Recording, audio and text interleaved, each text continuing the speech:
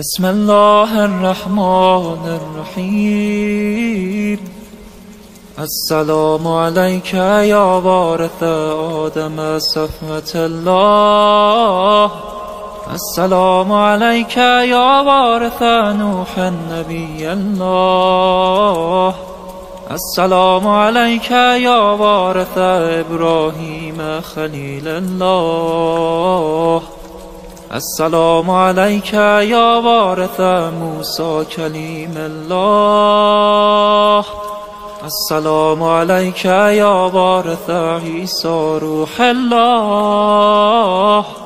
السلام علیک یا وارث محمد حبیب الله. السلام علیک یا وارث امیر المؤمنین علیه السلام ولی الله.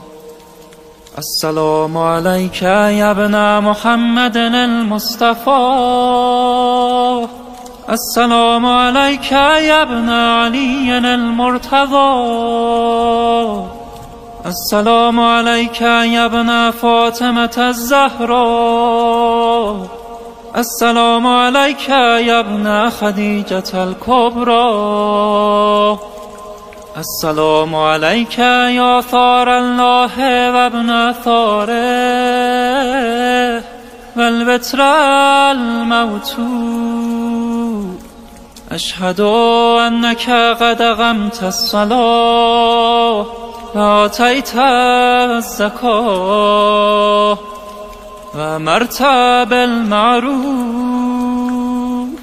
و نهیت عن المنکر و اطعت الله و رسوله حتی اتاک الیقین.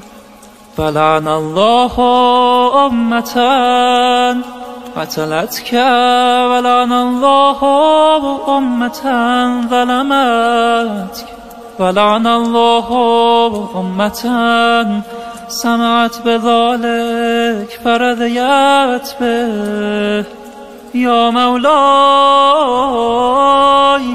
یا ابا عبدالله، اشهد انك كنت نورا في الاصلاب الشامخة والارحام المطهرة.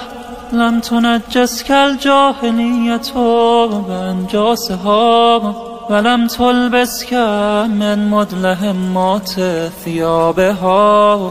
واشهد انك من دعائم الدين واركان المؤمنين.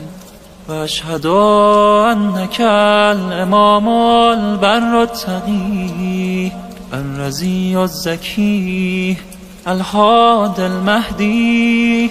واشهد ان الائمة من ولدك كلمة التقوى وعلام الهدى والعروة الوثقى والحجة على أهل الدنيا.